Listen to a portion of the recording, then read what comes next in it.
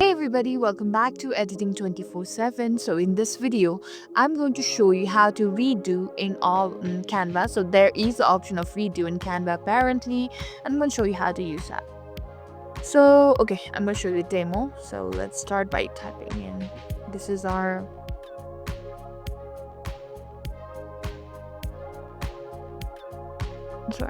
This is our channel name. Make sure you subscribe to this channel.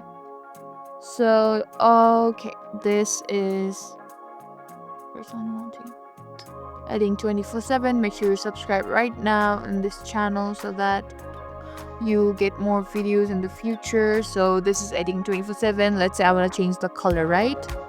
So let me change the color into something, okay, lime color. Okay,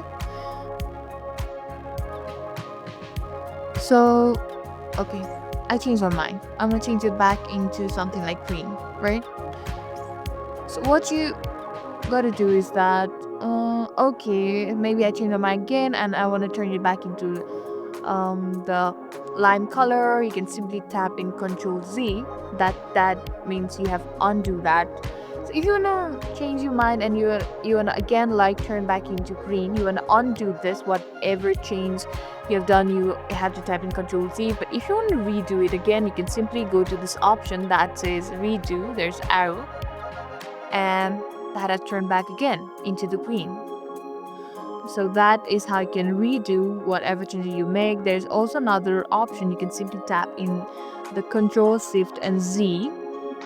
Let's try Control Shift G, and it will turn back into redo. So in the keyboard you can do that. So this is how you redo in Canva. I hope this video was helpful. If so, don't forget to like, share and subscribe to our channel. Thank you for watching, and we'll see you in the next video.